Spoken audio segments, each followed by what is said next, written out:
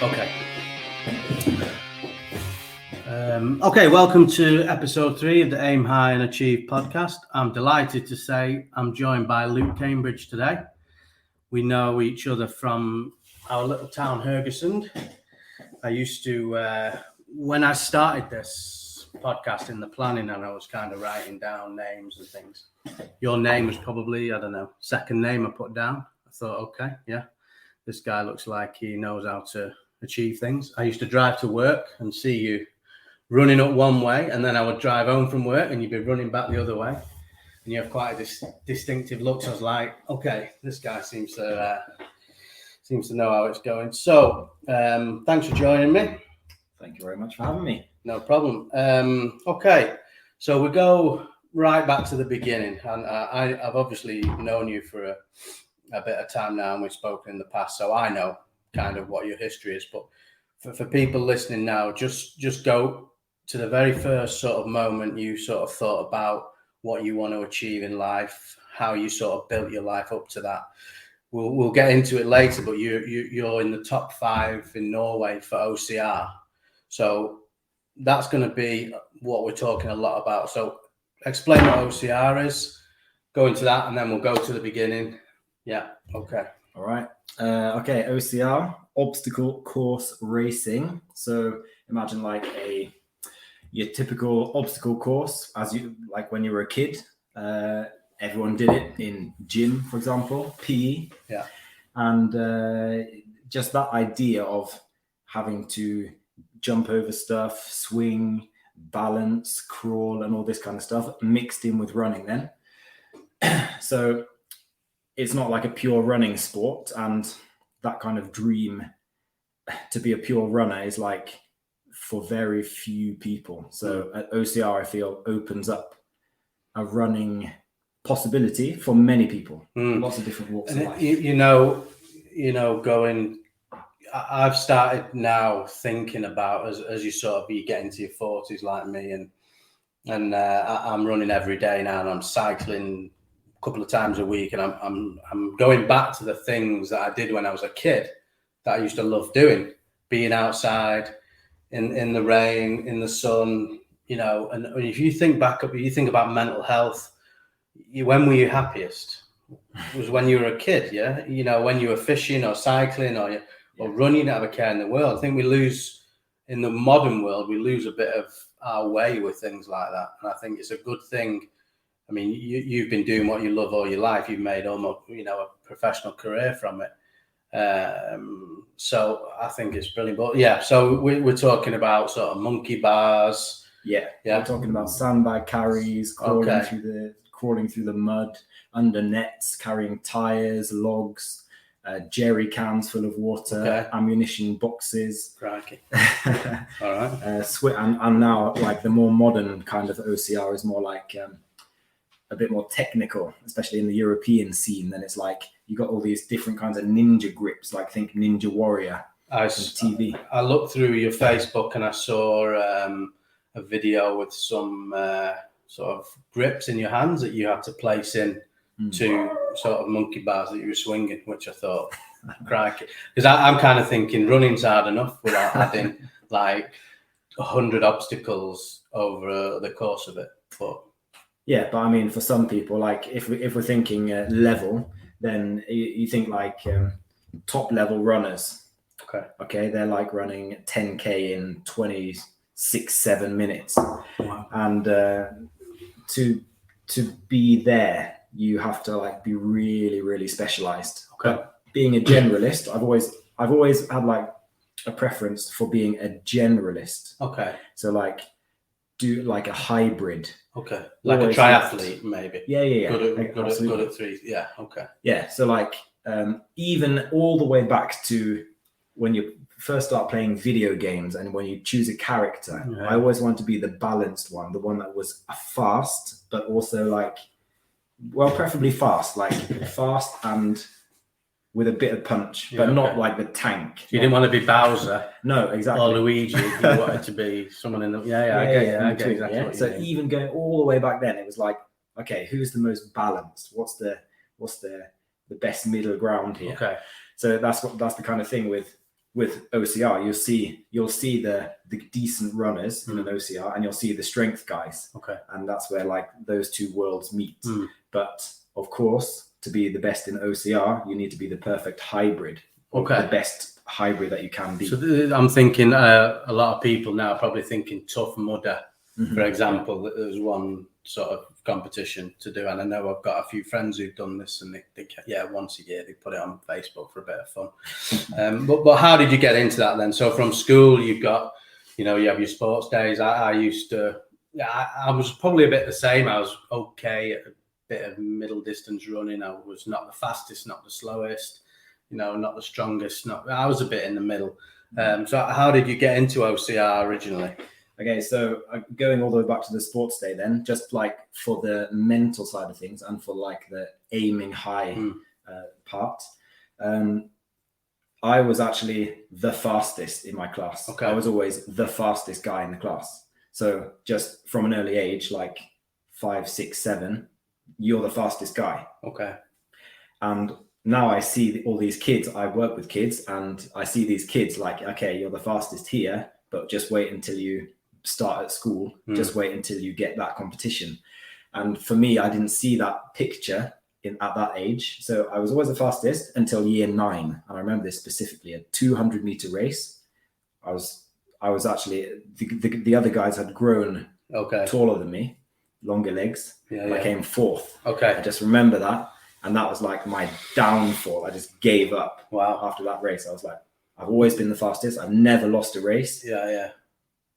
And this is like, okay, I've seen your 5K time now, and it's not too shabby. Yeah, I'd like to see those 16 guys. 16 minutes. I'd like to see those guys who beat me as 5K times. Yeah, because it won't be 16 minutes now. No.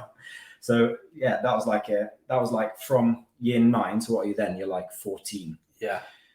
Until I was 18, I was skating, skateboarding. Oh, right. Okay. Yeah. So that was like, and even that I approached with an aim high mindset. We would go, I lived in Chippenham in Wiltshire, and we would go to Bath, the nearest city, and we would see these guys skating in Bath. They were all sponsored, and they were like on their way to like getting into pro teams and stuff and amateur skaters. And we were aiming for that. We were like, okay, we go to Bath. We skate. We're like the dedicated skaters in Chippenham, but we need to go to Bath and like skate with those guys to get better. Okay. So always like, were you thinking about sponsorship at that point? Yeah, that was like a dream. Okay. So that was like the goal, the goal of all my crew. So you don't have to get a real job, basically. Yeah. Be a professional. Just try and go that way to get just a little bit of money from it. Get stuff for free. We ended up. What year was this then? This would have been. We're talking. We were like. I started skating at 13, so that's 2002. Okay. So smartphones and nowhere, are they? No, this is still not. This is like we got a little video camera. Yeah, there's no reels and yeah, it's like YouTube's not even out. I don't think. No, that was a couple of years later. Wow. So we're like getting these skate videos on VHS. DVDs. It was DVD. Okay, about DVD then. Wow. And then like getting these skate videos, putting them on. And just getting so psyched up that we would go skating for like 12-hour days. Wow. So even and I say to my kids, you know what I did at your age? Yeah, we all say it. Yeah. I skated from 11 until 11, and my diet, amazingly enough, I survived on this. It was like meal deals and stuff. So it was like buy one get one free. 2 bags of Haribo, 2 packs of Maryland cookies, 2 energy drinks, which were called Kick at the time. 2 energy drinks, 2 Haribos, 2 Maryland cookies, and 2 sandwiches. Wow. It was like £1 each for and that was all you needed in the day. That was my fuel. Morning till dusk. You were out. But that I remember when I'm a little bit older than you, but yeah, we're more or less the same generation. But I remember going out on your bike, your fishing rod tied to the top rail of your bike. You'd go fishing at 5 o'clock in the morning and you'd come home at 8 o'clock at night and you'd have 2 sandwiches all day. Kids are not doing that these days. Even my kids, I'm saying to my kids, get outside, do something. But, the way the world is now, is it's so discouraged, this what we did, and we're only talking one generation. Yeah. This has gone from our generation. I mean, I'm maybe being a bit broad with what I'm saying, because when I'm running about here, I'm seeing kids playing football and things like that. So I'm generally talking, but it is a general problem now. I think when you look at screen times of iPads and iPhones, and I mean, I'm terrible for it. And you look at a reel, and before you know it, 5 minutes, and you're like, no, put it down. It's the way the world's going now. But back when you were skating for 12 hours a day, fit as a fiddle, 0.1% body fat, probably, even though you're eating Haribos and 3 packets of Maryland cookies. But, that's, So that takes you up to, so you're in year 9 now. Oh, now it's like I'm probably 15, 16. Okay, so you're coming to the end of secondary school. Yeah. And friends are starting to experiment with this and that, alcohol, bit of the old drugs and stuff. And I just remember this experience of being at a festival.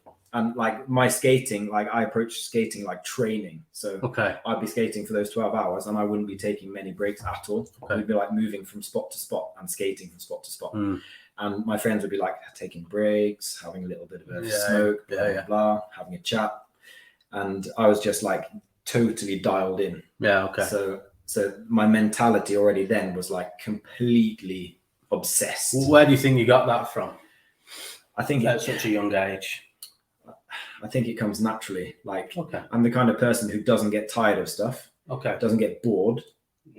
And just can completely engage in one thing and concentrate like I'm insane, just like crazy. I'm pretty good like that. If I'm fishing, I'm really good like that. I could sit and watch a float for 10 hours, basically. I'm really good. But if I've got to sit down and look at a document, or I've got to read a document for work or a technical document, I'm 10 seconds and I'm distracted off to something else. I cannot do it. But if it's fishing, I could do it. If it's cycling, I love cycling. I could cycle if my legs didn't pack up after a few hours. I could cycle for 20 hours. So I totally get what you mean. And it's again going back to these things you did as kids, everything sort of with adulthood. Imagine if you've got to read the terms and conditions from your bank. It's like, fuck that. There's no chance that I'm sitting down reading that.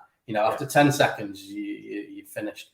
But going back to the things we did as kids, it's like, I can stare at a lake for 10 hours fishing because I love it.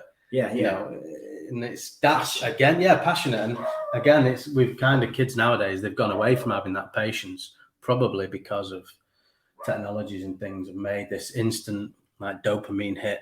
Got to be have instant hit. They not built with this kind of mechanisms anymore. No, but it was different times, and I just think that I think a lot of it is just the way you're wired, I guess. It's also like, how close can you stay to your passion? How like whatever you're doing right now, how close are you to your passion? So for me, like skating, that was my passion. So and I could just do that's a crucial age, like you talked about there, 16. I remember myself at 16. You went the right way mentally.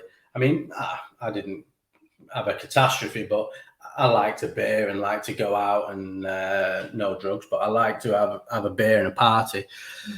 And most of them, the group of lads that I used to hang about with, we were all the same. There was nothing, nothing terrible. We were just being kids and having beer and whatever. And that, as that sort of leads into sort of, that's a crucial turning point. I think that age, you go one way or you go the other. I probably stayed around the middle ground. Nothing too extreme either way. But I know people at that age who have gone south big time. Oh yeah. And you probably know the same, Definitely. And I skated with those guys. And like, it was like it was really clear to me when I was 18 then. And by the way, while we're talking about this period of life, it's just, you are creating your physique for the rest of your life. 100%, so, yeah. And I tell this to teenagers these days, like, just be aware now that from when you're 13-ish until you're about 20, you are forming your body. So that's super important. What you do in those years, what you really focus on, is like, it's not saying that you can't change it later, but it's gonna be that much harder. And I'm guessing as you come out, as kids come out of puberty, and you start to lose your puppy fat, for example, because I think that's something. And you know, if you go one way or the other with this, then like you say, you have that for your life, and you get into bad habits as well there. You know, and if you, I totally agree with that 100%. You what you do at that age, it really setting you up for life. You know, I mean, my oldest is a swimmer, and she is 0 body fat now, 14, 15. She stays swimming, stays active. Yeah, so like I'm saying with Olivia, you know, she's going to have that body for life, and hopefully, you know, stays active and things. So yeah, it's a really important time of your life, that to really get a grip of things. So, and then it became really clear to me, like, when I was 18, then skipping forward a couple of years now, my friends at 15, 16, they had all gone off and taken that path of alcohol, parties, blah, blah. When I was like 14, 15, I joined them at the party. Then I'd leave to go and skate on my own. Because I was like, what are you guys doing? You're not achieving anything. You know, it's just a social thing. And I think some people, you know, and I actually can see now, I used to love the social thing when I was that age. So I was like, yes, party at someone's house, we're having a gathering. And I was probably like that for 20 years, right? And it was only when I got in my late sort of mid-30s, I started to think, I don't want to go to fucking parties anymore. You know, I want to watch some YouTube documentaries and just have a cold beer at home, you know. And it's kind of funny how you know, it might take you one party at 18 to realize that. It might take you 300 parties till you're 35 to realize, you know. And nowadays, I'm sort of like, if I go to something, I mean, I still enjoy going out, you know, for a social, especially after a rugby game or something. But I can guarantee at 10, when it's coming to 10:30, my eyes on the watch and my eyes on the door, and I'm thinking, how can I get out of here without anybody noticing that I've gone? And basically, that's how it is now. But you know, that was me. You discovered that after one, basically. At the age of 14, 15. Right. Okay. Well, I'll just get on my own then. So I ended up doing that for a couple of years, and then the new generation of skaters came along, looking at me and being all like, "Whoa, you're so good!" I'm like making me into some kind of god. And then I just saw them. I told them what had happened with my friends, and I saw them, and they went exactly the same route, did exactly the same stuff. I warned them about it.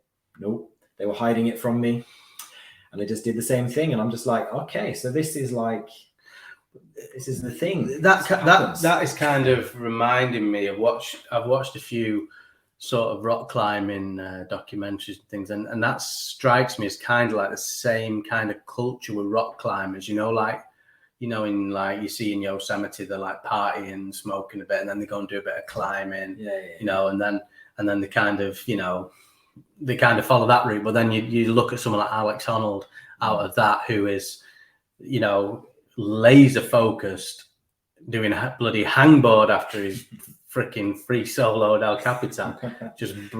And watching that, actually, it reminded me of you a little bit, in terms of, I was thinking that's probably the kind of thing you do.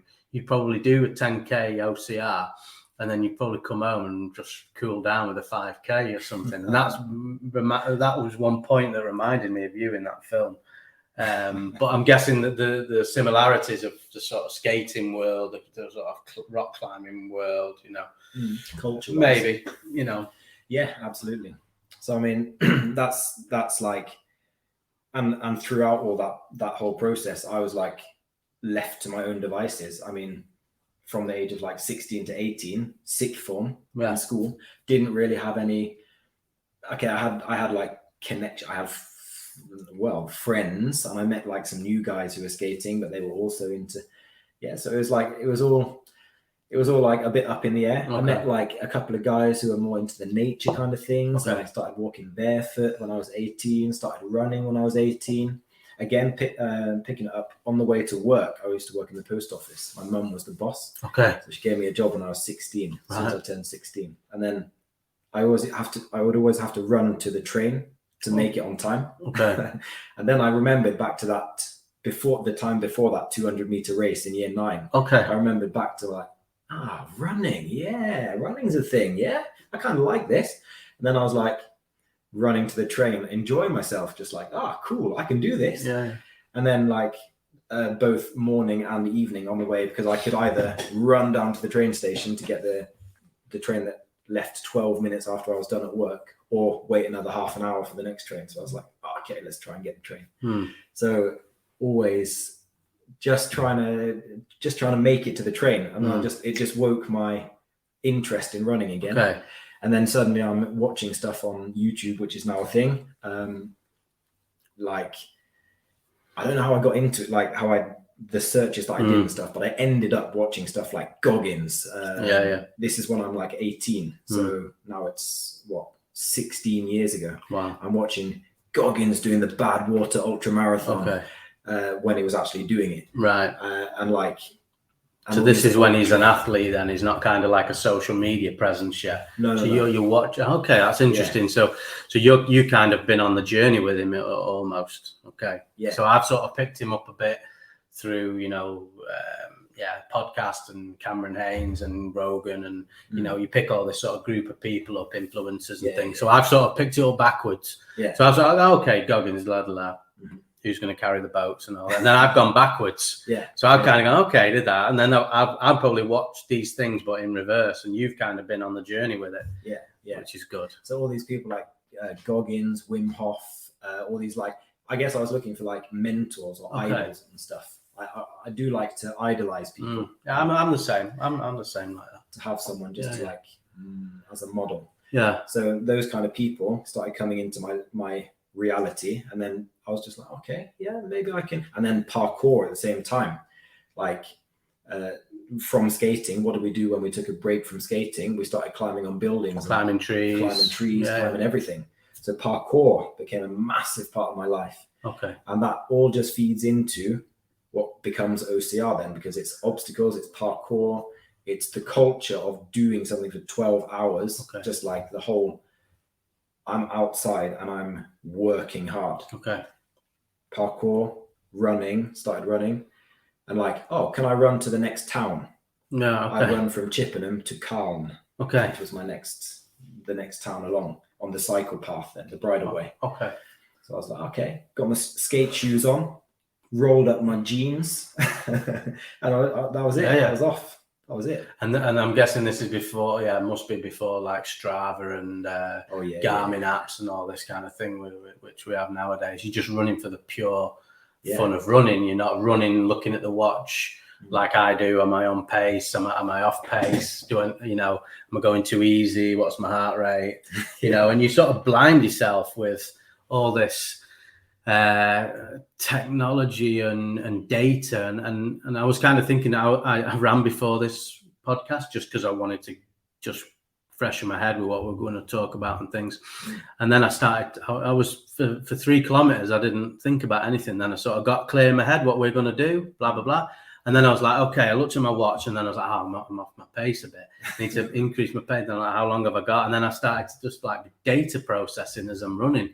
And it's not really what you should just do it for the love of it, And I guess at that moment in life, you were just running because you enjoyed it. Yeah. Like with cycling now, I'm a bit the same. Watching the clock, blah blah blah, day to day. But you think back to when you were 15, like I was saying, you used to pedal along something called the Middlewood Way in Stockport, and it goes up to Poynton, and it's sort of like 20 or 30 kilometer sort of track, and you should just cycle up it and back, and you didn't care how long it was and how long it took you. You just did it because you enjoyed it. So it's okay. So like from there, started running, got the parkour, and always throughout all of this, I was like the physically gifted person in the group. Okay. So like when we started skating, I was the worst guy. I was the newest guy in the group. I remember I was at home with 2 of my friends, and a group of skaters, like 10 kids, were outside. And my sister Haley goes, "Luke, there's a bunch of kids outside. They want to talk to you." So I leaned out her bedroom window, and they were just like, "Hey, Luke, do you want to come skating?" And I was like, "I have 2 guests, but okay, I'm coming." So I just grabbed my board and ran out of my house and just left my 2 guests in my bedroom. And I was just like, okay, that was a bit weird. And then that feeling of just like skating up the road to the local school with 10 people around you, just that feeling, it was just amazing. I'll never forget it. Like just a squad. Yeah, just like the feeling of rolling up the road with the group. And that really stuck with me. That's a social concept as well, isn't it? That you have a group of you. Yeah. That same with me and our rugby team. You know, when we go out on the pitch, you know, there's 13 of us going out. You know, and that's the same kind of thing. I'm guessing. You know, Definitely. It's a social construct of enjoying something you do and going out there and doing it. But obviously, what you do now, or what you went into then with OCR, coming into that now is a very solo event. You're out there on your own. Yeah, definitely. But then running, skating evolved into running. Okay. And like I was always the guy who was like, whenever we had a game of skate, going back to skating briefly, a game of skate where you would like, one person would do a trick, they would set the trick, and then everyone else had to try and do the same trick. If you didn't land it, then you get a letter, SKATE. Okay. And when you got skate, you were out. Okay. So I was the guy. In the end, it ended up being that everyone else had to do it normal while I had to do it the other way around. Okay. Because it was so easy for me. Okay, right. Yeah, like with the other feet. To give them a chance. Yeah. So, and always like all the way from back in sports day in primary school, the fastest kid in the class, best skater in the group, always like at the top. Okay. And that just gave you the mindset to go into OCR. And well, running was a bit different because I was like early 20s, working in Norway, moved to Norway at 21, running to and from work and just thinking like, okay, I'm early 20s now. And I had this thought like, do I want to pursue running? Like, do I really want to go like I did with skating? Do I really want to go for it? And I was like, I made up my mind one day and just thought, because by this point I was following people like Ido Portal. Okay. Don't know if you know who he is. No, I don't. Okay. You got lots to. Okay. You got a lot. Don't send me down another rabbit hole. I've already got rabbit holes all over the place. So, but basically, the point of that was that I was choosing generalism over specialization. Right. Okay. So I was like, okay, no, I do parkour, I do running. I'm gonna mix and match those, and I do skating. I do a bit of this, bit of that. And I'm not going to specialize in any one of those. Okay, early decision. And then I just decided not to. So are you kind of thinking that, like, for the layman, is that sort of, you thinking middle distance running kind of thing? I was probably thinking more like sprint to middle distance. Like, I didn't know whether I'd land on an 800 meter or I didn't really have an idea of these distances. But just like running generally, I'd probably find my distance. Which would probably end up being like between 5K and like 800 meters and 5K. Okay, right. I see what you mean. Yeah. But I decided not to. I was like, nope. And then I just kept it general. And then suddenly, now we're all the way up to 2016, where I did my first, 15, where I did my first first competition. Okay. Until that point, I still didn't have a GPS watch or anything. Always just running for the joy of it. Didn't know how many kilometers per week or anything. Okay. 2015, first race, Djupadalten here in Haugesund. 38:16 was my time. I was like, that's not bad. And that's over 10K. That's 9.3K. Okay. Not exactly flat. Yeah. No, Djupadalten is not flat. No. So I was like, okay, not bad. And then from there, it was just like, okay, doing a few small races, local races, and then suddenly the next year, actually 2015, that year was the year they did the Beast the first time in Skudeneshavn. Okay. The Beast being an OCR, the closest OCR to us. And I just remember seeing like bits and bobs. I just got Facebook that year, 2015, because I started Hogerson Parkour. And are you starting to get a bit of a name for yourself now? Because that's a pretty good time, 38 minutes in to do 9 and a bit K. But you started, yeah. I mean, because I mean, I moved here around then. I think around 2015, and I'd probably seen you running. You know, we got to know each other last year or two, but I probably had seen you running. But I mean, that's a good time. People must have been sort of looking over the shoulder. Oh, who's this English guy? Come over here. He's sort of ripping it up a bit. Yeah, maybe. I was still kind of like middle of the. Okay. There's a lot of people around that time, so okay. Like you're not really sticking out. Okay. You're not really like making a name for yourself by that point. Right, I'm with you. It's more like just being a known face in town at that point. But when you sort of did that, did you think you had left things in the tank, or was that full blast? I was dizzy. I was like really, I was suffering at the end of that, and I just remember that feeling. I had it one more time in a couple of years before when I signed up for Hårfagerrittet, like a bike race, off-road bike race, about 50k. I just remember looking at Scott Jurek's 50k ultra time running, right, and it was 3 hours and change. And I just remember 50k in 3 hours. Okay, and I did that roughly on my bike. Wow. I was like, okay, yeah. So some people are running this fast for this distance. Wow. Okay. But then just the same feeling at the end, like completely empty, had nothing left, and my legs were dead. Completely didn't know what I was up to. Right. And the same with Djupedalen the first time. I was being passed by like overweight guys on the last uphills. I was just like, what is going on here? I'm supposed to be fit. And then it kind of leads you, if you've got the kind of mindset I think you do, and around that time as well, it's kind of leading into now you're able, and anyone can do this, can research on the internet, diets, health. You know, we live in an age probably from around then where every single piece of advice is available for nothing. Yeah. And as long as you've got some common sense and you're not stupid, you can decipher where the good advice. I mean, you take something like Andrew Huberman, giving podcasts every week for hours about brain neuroscience. You know, how people complain about things now, but how can you complain about anything when you've got that kind of information for free? Yeah. You know, I've been on that kind of stuff since I was like 18. So all that kind of anything like TED Talks in the early days. TED Talks are brilliant. Like there was a TED Talk that changed my life by Mike Horn, South African explorer.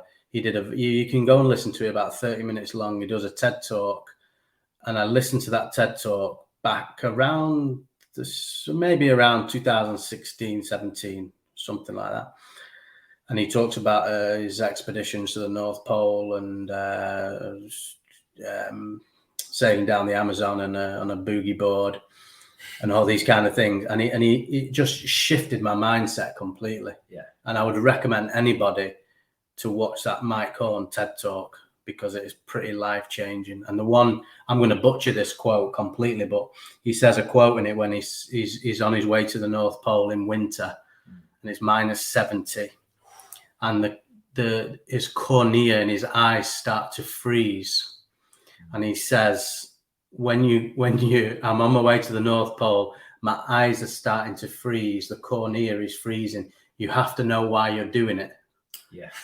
He said, maybe it's the same to the audience. Maybe it's the same when you're sat in your car going to work and you're in a traffic jam, going to a 9 to 5. Yeah. Why are you doing it? Yeah, you have to know why you're doing it. And that TED Talk literally changed my life. You know. Yeah, and I'm like of the generation where I was like 14 when YouTube came out, so we were like the first group that was on YouTube. And then and in that mindset, like in a typical teenage adolescent way, you are trying to figure out the world. You're like looking for any kind of rhyme or reason to this existence, and you go into everything, and I'm like just grabbing everything. And I'm even just like coming to this podcast, I'm thinking there are so many podcasts, and I've heard so many talks that I'm just at risk of blurting out the same stuff I've been listening to for like the last 20 years. But at the end of the day, your individual story is what is making it, and it's here now forever. Will be. Anybody can listen, I understand what you mean. And podcasts nowadays, they've changed my life really. From listening to you learn more from Joe Rogan than you do from school. It's crazy. But there's so much, like I'm saying about Huberman, for example. There's so much information out there, as long as you're smart about what you listen to, it's fantastic to get stories. And, I actually think back now, the amount of car rides I've been when I've just had the radio on, daydreaming for hours and hours driving. And I was thinking, you could have listened to a podcast and you could have been educating yourself for nothing all those years, but you live and learn. Yeah. So, I mean, like that was the era of and I went through a big period of life with like just erasing things like, do I need this? Do I need that? Do I really need this? Do I need a bed? Do I need chairs? And then I was like going down the rabbit hole of like how to live on the planet Earth. So really simple, really like knuckling down the simplest. And that's not a bad thing. Sometimes, I mean, you don't even want to look in this garage, but you could open my garage and go, what is that?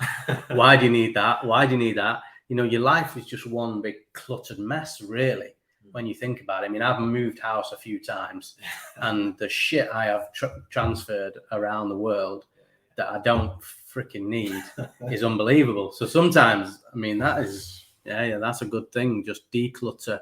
Do I really need this? I've started to do that with trainers now. So I will not buy a new pair of trainers now until one pair is starting to fall apart at the seams, and then I will replace them. But so just like going through the whole process of, do I need this? Do I need that? I tried to sleep out in my garden in a tent for like a few weeks, and that was fine. That was good. And I was at the same time I was trying to get 100 push-ups, consecutive push-ups. Just being like a caveman out of my garden, doing push-ups, and just like during the summer, that's like just. But that's a good point, actually. If you have, when sort of people have families and things, and then the excuses roll in. I can't really. I haven't got time for this, and I can't do this, and like it's a good mindset to change that. I mean, and that something in Norway changed my mindset on that. In that I saw a woman pushing a pram with a newborn baby, and she was running. So she had a running gear on, and she was running, pushing the pram.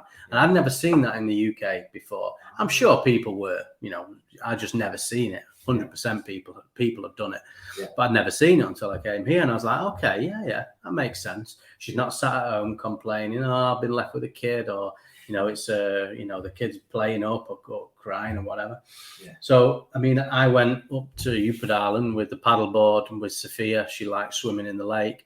And while she was doing that, I was doing push-ups on the paddleboard, thinking, okay, I'll make the most of this. I'll do a bit of a workout on there.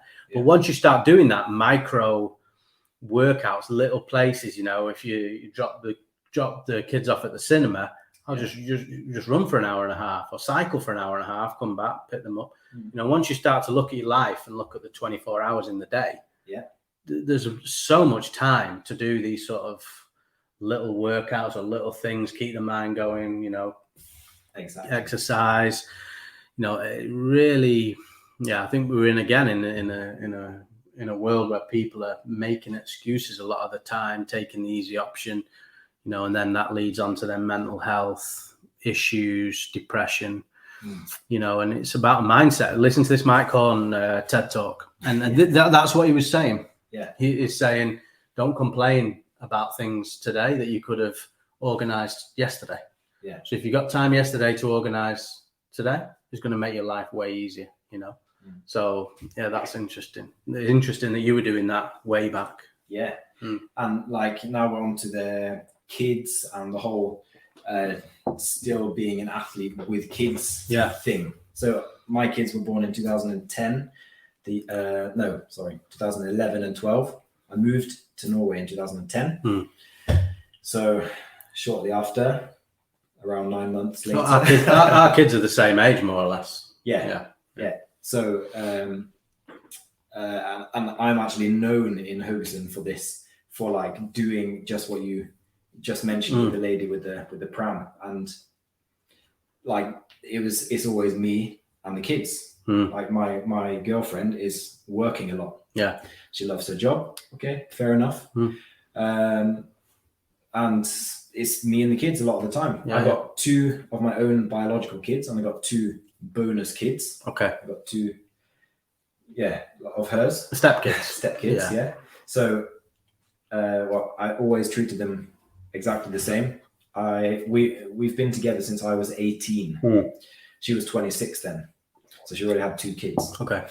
Who were then like 3 and 6 or something like that. Right. Okay. So they were that. So from an early age, when I was 19, I guess, when I actually met them, I've been like a father figure.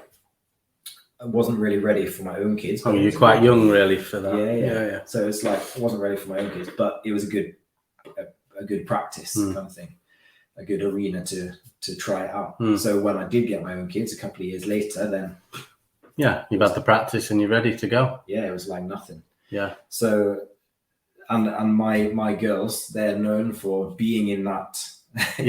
Stroller and just like being run around all over Haugesund, and eventually ridden around. I rode my bike with them behind, and just rain or shine, snow, wind, whatever. I was out with them. They were having a whale of a time. Cool. So getting into specifically OCR in Norway, then you ranked in the top 5. Yeah, you've had some pretty amazing finishes. So how did you go from sort of middle of the road and you put out and 10K to sort of going then into where you were, how you sort of progressed into OCR? Yeah, so like the early races, you put out and the Beast, which was the first OCR, 2016. I didn't have the right shoes. I didn't even know about the right shoes, and I was just wearing my parkour shoes. Luckily, the first year I was there, it was nice weather, and I came 12th. Okay. So I was like, oh, okay, that wasn't too bad. 12th. I started in the 4th heat, and I'd sent a message to the organizers saying like, can I possibly start with the first heat? And the guy who organized it didn't see the mail until the day after the race. So and he replied to me like, oh, sorry, you could have just started in the first one. Yeah. So I was like, okay then. But I just remember the feeling of like standing around waiting to start in the 4th heat, and I was like, I probably should be in an earlier heat, but people look so fit around here. Oh my God. And I still get that. I still see that now. Yeah. At races, but it doesn't scare me anymore. No. Because then I was like really intimidated by the physique of so many people. So you see like, oh wow, he looks really fit. But then I saw them like towards the end of the race, like completely dying, and I was like, can you move out of the way, please? To do this obstacle. And you can be really, I see it in rugby. You have people who look like animals. Yeah, look like you think, Jesus Christ, I've got to go up against this guy, but they don't have the mentality. You see, so you can have the physicality, but if you don't have the mental side, which is 80%. Yeah. In my opinion, from everything I've read, 20% physical, the rest is mental, 100% mental. Yeah. So it's like, I'm guessing what you're doing there is a big mental focus, being sharp, focusing on each course, each obstacle as it's coming. Yeah. So, I mean, that was like my first experience coming 12th. So, of course, then you think, top 10, you could be getting there. The next year I came back and came 4th. Wow. With the same shoes. And that time it was really raining. Right. And I found out afterwards that I lost my podium spot. No, I didn't find out afterwards, sorry. I found out that on the way up the last climb, I lost my podium spot. On the hill. To a CrossFit guy. Okay. So it was the hill that did you? Yeah. Okay. I was just knackered. So, and I was just, and then on the way down from that hill, it was really slippery. And so these other guys, I saw they had these weird, like, shoes with lugs on the bottom. Okay. Like, okay. And that was the race that really like turned everything around and made me really want to go for it, because I thought, if I can get 4th place with the wrong shoes in rainy, wet, uncomfortable weather. What sort of distance is this over? Okay, yeah. The Beast was a 8K with about 40 obstacles. Okay, and I'm guessing, okay, you've done pretty well in that now, but then you're going into like, okay, now I need to sharpen the technical side of this up. I need to think about the shoes. I need to think about maybe honing the training a bit better and starting to think about, okay, where am I focused on mainly, or that kind of thing. Yeah, exactly. So from there it was like, 2017, 4th place, doing good. I really want a podium. I bought myself some shoes, some orienteering shoes. Okay. Which were clearly the best, which the world champion at the time, John Alban, was wearing and endorsed. Okay. So I was like, okay, get some of those. They were only made in Finland at the time. Wow. Orienteering brand, VJ from Finland. And that's like, even now, you'll just see on the podiums in OCRs, you'll just see VJ. Okay. It's just VJ. That's the brand, if you like. Yeah, pretty much. They're like Reebok in CrossFit, you see all the Reebok gear, don't you, all the time with that. And so now they've branched out from Finland to USA and become worldwide and stuff, and have like sponsored that. What's special about them then? Is it like a lighter shoe with a nice, light, durable? They drain well, and they got the best grip on the planet. Of course, because you're in water, so you're going to be wet, mountain sides and everything. You can literally just stand on like a really steep slope on a mountain and just stand there and feel absolutely safe that you're not going to slip anywhere. Wow. Okay. Yeah. So got myself some VJs, and I've only run in those since. Obstacle courses, of course. And then the year after, I had a bit of a disaster at the Beast. Actually, didn't eat breakfast. And that was the first year that the Beast was a European Championship qualifier. Okay.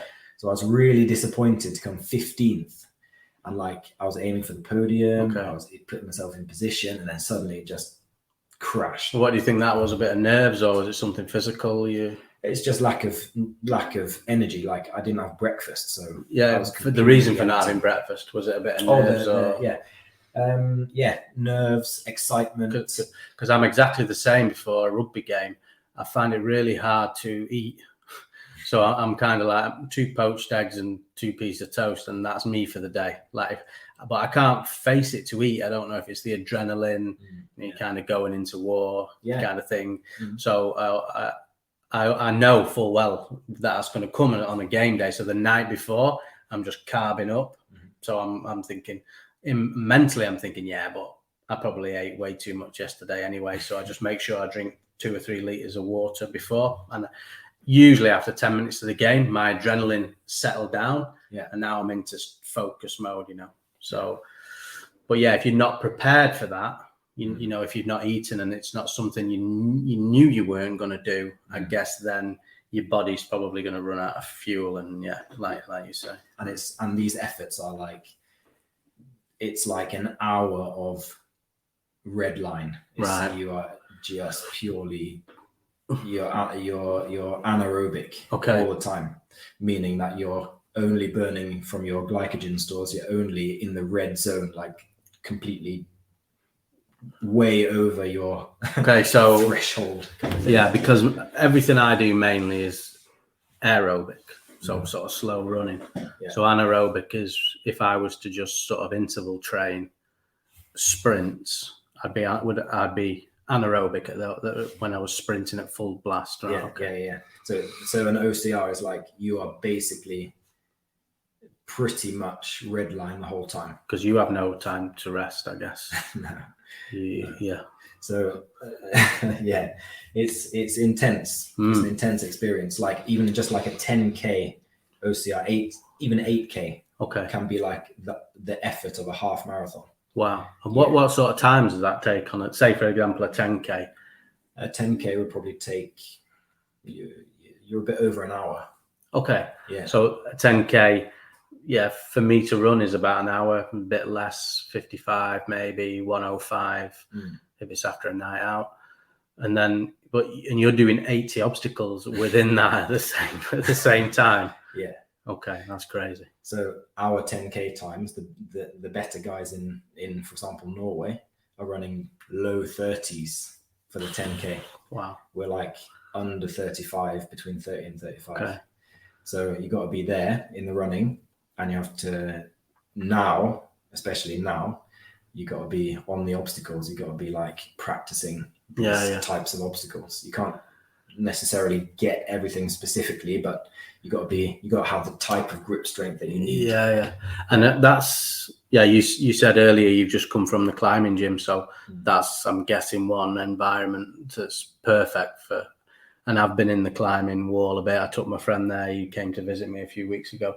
And, you know, when you've never been to a climbing wall before, the day after, you're aching in places you never knew existed. Yeah. So I'm guessing you do these OCR, you need to be finding those places that you didn't know exist. Yeah, exactly. Yeah. So just building a robust body. But, so I was really disappointed here in 2018. But that year I got told at a race, I came second in Northman OCR in Sandnes. Okay. I was 1 second behind the winner. Literally, I could have jumped over his head from the last obstacle over the finish line, but I was scared to land on him because I sat in his car on the way down there. So. Okay. You didn't want to jump on him, yeah? Piss him off. Yeah. Maybe you would have been running home from Sandnes. Yeah. I was like, I could have done it, but nah. Nah. And then, that's a shame. But then that was a learning experience for me and really motivated me. And that year, I think it was because of that race. Yeah, it was literally because of that race, actually, because that race was a world championship qualifier. So the top, 5 or 10 got through, or 3, I think it might have been at that point. Okay. The top few got through to the world championships. So there we were, suddenly. Wow. World championships in London. Then that's when I really stepped it up a notch, because then I saw the world's best live. Okay. And I saw them. And you're learning from these people. I'm guessing, you're looking at them. What are they wearing? What are they doing? What are they drinking? What are they eating? Where are they staying? Yeah. How are they warming up? You're absorbing all this information. Yeah. Yeah, absolutely. So then that year, I just took it as like a nice experience. I was just there for the experience. I came like 69th in my age group, and I was just like having a good time. Ran it all controlled. Yeah. I think I only did I think I only did the standard course, which was the 15K. Okay. That time. And the next year I came back, 2019, after winning everything locally. The Beast, Northman. Okay. That was really my year. Wow. That's when I was like really on top of the world. Yeah. And then after that winter of 2018, after seeing those best guys in the world, my training changed. Then I was like, okay, so intervals, how do they train? Really going into it, and then had a really good winter of training. Got in all my hills. And do you know the course before you do it? Do you, in the World Championships, for example, do you know say there's 80 obstacles? Do you know those 80 obstacles before, or is it?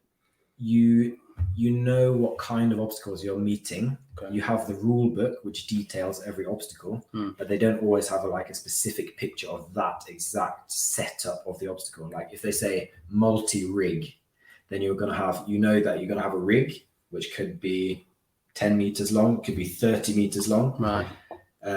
With different kinds of grips, right? Wheels, bars, grips. So do you get a dummy run on this course to see everything? So not allowed to touch anything. So a lot of this is actually mental overload. When you get to that obstacle, not only are you pretty fucked, but you've now got to work out freaking obstacle itself to do it. Yeah. So now at the moment, okay, well, let's just stick to 2019. Went in to actually compete in the short course 3K and the standard course 15K. Came fourth in the 3K in my age group, and ninth in the standard course. I was cramping up at the end, where I was doing an obstacle, and I was just literally laying on the obstacle, shouting because my legs were like just cramping up. And then 3 guys came past me, so that would have been a 6th place, right? 4th and 6th, pretty good. Yeah. Just like got that experience and was like, okay, 4th again. I've been here. Yeah. I want that podium. Yeah. So I'd already gone from the beast 4th place, 15th with that crash year in 2018 to winning it the next year in 2019. So I'd been there. Yeah. So I wanted the podium. Yeah. But then, of course, COVID came, messed up everything. The less we say about that, the better. Yeah. And I was actually selected for Team Great Britain, actually, based on my performance in London. Okay. Got this guy who now sits in the World OCR board, James Burton. Met him in Poland in the European Championships. Okay. Actually had a go at him. That's how I met him. Because he was coming up in the age group behind me towards these obstacles, and he was like, 35 to 39, coming through. Let us pass. And then I was like, who is this guy? Who does he think he is? And I was looking around, and everyone was like, what's going on? Why are these guys allowed to come past? And I was like, oi, James, you better run your ass off because I'm coming to hunt you down. Yeah. Nice. And then I actually did catch him before the end of that race, but he hid. Okay. So and he admitted this afterwards when we shook hands and like introduced ourselves. Yeah. Blah blah blah, just friendly banter. And it ends up that he sits in the board for the World OCR. Wow. And he selected me for Team Great Britain because I came 4th. I was the best English man. Right. Okay. In the age group competition in the world. Yeah. Well, not in the world, but in the age group competition. Yeah. Almost in the world actually, because it was basically just the world champion and myself who were like up there. I think I was like 30th or something. Wow. Of everyone, including the elites. So that was a really good day. Then I was selected for Team GB, which was going to be in Sochi, the World Championships. Russia. Yeah. So nope, that didn't happen. 2021, no races. No. Well, I think I did like 2 races, just about, kind of not really anything to mention. Yeah, everything just kind of went on standby, didn't it? And everything. Yeah. I think the less said about that time in mankind, the better, to be honest. Yeah. So just like I think I got injured that year as well. Somehow I managed to injure my knee. Something like we were expecting. You're getting old, mate. That's what happens. I turned 32, and that was it. Yeah. So and then like fast forward to now. Now it's like we just been to Hungary, competed in the European Championships. The whole sport has changed now because it's like we went from the rules were like you have to complete all the obstacles. You can retry as much as you want. Okay. But you have to complete them all. And if you can't complete one, you get your armband cut off, and then you're out. Ruthless. Yeah. But so I enjoyed that. But now it's like you got 3 bands. You can make up to 3 mistakes in the course. Okay. You make 1 mistake, you get 1 penalty loop at the end, just before the finish line. It's going to be carrying or something you don't want to do. Okay. 2 mistakes, 2 penalty loops. 3 mistakes, then you're out. And this is like 1 try. All hanging obstacles are 1 try. Right. So if you like in European Championships, I didn't hit the bell at the end of an obstacle because I didn't see it. Didn't know it was there. Didn't study the obstacle well enough beforehand. Okay. And then they were like shouting at me, "Hey, no, you!" And I was like, "Oh, the bell." So it's ruthless. Yeah. And then another one the next day, I just like slipped off one of the ninja grips. It was like sweaty hands. And I didn't like the difference between me and the real elites in this sport is like that I take 10, 20 meters before an obstacle, like you say, just approaching it. Okay. I calm down. I walk for like 10 meters. I'm just like, okay, how do I do this? What is this obstacle? And how are people doing it in front of me? Okay. And watching maybe someone do an attempt and then like, okay, I'm ready. Yeah. So I use a bit of time just to make sure I'm not going to make that mistake and get that penalty loop. Okay. And again, it's like everybody, I'm guessing, will have, and it probably goes into your personality. If you just crash into things head on, you're probably going to make a mistake. Whereas if you calm yourself, breathing a little bit, like you mentioned, Wim Hof, go full Wim Hof before you get into one. Yeah. You know, you're probably going to come out of it a lot calmer, and that's the same to take into most things, isn't it? You know. Exactly. So yeah.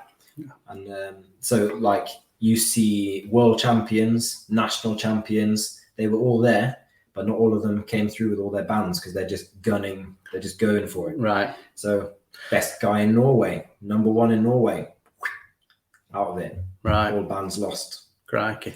Yeah. But I mean, you sound like you've got a pretty good mentality that even though that's happened, that you can take positives out of it and learn things from it. And you write some good sort of Facebook reviews about your experience, and it's good to sort of review it, let everybody know and what you learned from it going into the next one. So what have you got planned coming up? What's in the pipeline next? No, it's the Norwegian Championships. Okay. And the World Championships in Belgium. Wow. So yeah, that's all booked up and going to be a nice trip. Yeah. We'll take a week of holiday with the family. Yeah. Going to get there on Tuesday. Races start on Friday, so got a few days to study the course. Feel well prepared? Yeah. Well, I've been struggling with knee and shoulder injuries. Just a little bit of like messing around with the periodization of my training. Like when you go into the obstacle season, you're supposed to reduce your running volume. And I didn't do it enough. I didn't reduce enough this spring. So I ended up with a knee patellar tendinopathy. Okay. So yeah, the tendon in the front of the kneecap or bottom of the kneecap inflamed and actually degenerated. So I had to build it back up, strength train it back up. Right. So I have to keep doing that. I guess that's just going to be those physio movements are just going to be my best friend for the rest of my life. Yeah. I mean, I don't want to be a doom monger, but things start going when you get older, believe me, because it's like when I run now, it's easy to say which part's not hurting, you know, because everything's aching or niggling or, you know, but I kind of decided now that if you never went anywhere because you had a niggle, you would never do anything. No, exactly. So just go unless it's, you know, unless you're in 10 out of 10 pain, I just go and take a couple of paracetamol, you know, and just get on with it. The benefits far outweigh. And usually when you're a kilometer in or you're 10 minutes into your run, you've forgotten about it anyway, you know, and you kind of run it. I mean, I ran today, like I was saying before, and I had a stitch from hell, probably because I had a Circle K burger this afternoon after work, but I had a stitch from hell. But my mentality now is saying to me, okay, you got a stitch. I'm not going to stop. I'm going to make sure I finish my 7K through the stitch, just so I'm like building mental resilience of if I do marathons or whatever I end up doing, you're going to have to deal with something like that at some point of that event. Yeah. So when I get these little niggles now when I'm out running or so, I just think, well, no, we just have to now go to the place. And that's a Ranulph Fiennes thing, he said. He used to say, you've got to turn off the little baby's voice in your head, the little kid's voice in your head saying you hurt, and switch it off and just say, no, this is what we do now, and just go through it and find a way, basically. Yeah.